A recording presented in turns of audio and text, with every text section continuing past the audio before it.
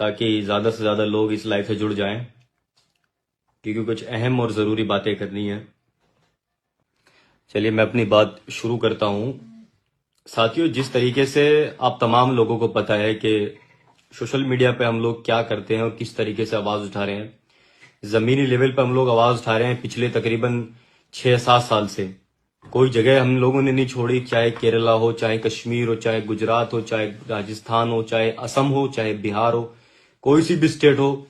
हम लोग गए और हम लोगों ने वहां काम किया। लेकिन अब जो कुछ दिनों से जिस तरीके से, पहली बात तो हमारी जो परमिशन रद्द की गई, हमें कहीं से आने जाना बिल्कुल हमारा लोगों ने बंद कर, एक बोलने का जो साधन था जिससे हम अपनी आवाज जल्द से जल्द बहुत लोगों तक पहुंचाने का काम करते थे,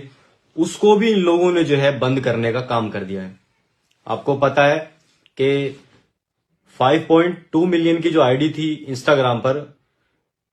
देखिए किस तरीके से इन लोगों ने उसको एक झटके में सस्पेंड करा दिया। और उसके बाद जब हम लोगों ने उसके एक दिन बाद दूसरी आईडी बनाई, KFYJJS करके, तो उसको भी इन लोगों ने मेरे ख्याल से 18 से 20 घंटे के अंदर उसको भी सस्पेंड करा दिया। यानी कि ये एक सोची साची बिल्कुल साजिश है, जिस साजिश के तहत ये लोग ये काम कर रहे हैं कि नौजवानों की और जो माँ बहनों की आवाज उठा रहे हैं, जो भी लोग, जो भी हो, मैं अपनी बात नहीं कर रहा, जितने भी लोग कौम का मसला उठा रहे हैं, कौम की आवाजों को उठा रहे हैं, उन लोगों की आवाज को दबाने की ये कोशिश की जा रही है। लेकिन मैंने पहले भी कहा था कि ना तो मैं रुकूंगा, ना ही ऐसे लोगों से मैं डरने वाला हूं, चाहे मेरे ऊपर मुकदमे हो जाए, चाहे मैं जेल चला जाऊं, लेकिन जो हक बात होगी मैंने पहले भी बोली है और मैं आगे भी बोलता रहूंगा। अब मेरे पास सिर्फ और सिर्फ एक, जिसके जरिए मैं आपसे बात कर रहा हूं, मुझे नहीं पता कि कल को ये पेज भी चला जाए, इसकी भी कोई गारंटी नहीं है। आज मैं यहां लाइव आ गया हूं, कल ये लोग भी इस पेज को उड़ा दें, इसकी मुझे कोई गारंटी नहीं है। लेकिन मैं आपसे फिर कहूंगा, मुझे अपनी कौम के ऊपर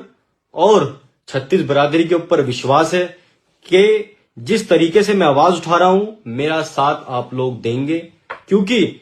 आप तमाम लोगों को पता है, जिस उम्र के अंदर नौजवान गलत गलत चीजों में जाते हैं, इधर उधर घूमते हैं, ऐसे ही फजूल कामों में अपनी जिंदगी खर्च करते हैं, उस उम्र को मैंने, उस वक्त को अपनी कौम के लिए लगाया, अपने लोगों के लिए खर्च किया। मैं बस ज्यादा तो नहीं बता सकता, ये आप लोग सोचेंगे कि कैसी बातें हो रही हैं, लेकिन अंदर का जो एक फीलिंग, एक दर्द है, वो मैं आज आपके सामने रखने की कोशिश कर रहा हूं। यकीनन दर्द होता है जब ऐसी चीजें सामने आती हैं। हमने कभी किसी को टारगेट नहीं किया, किसी के धर्म को, किसी की विशेष जाति को, हमने किसी को कभी टारगेट नहीं किया, ना कभी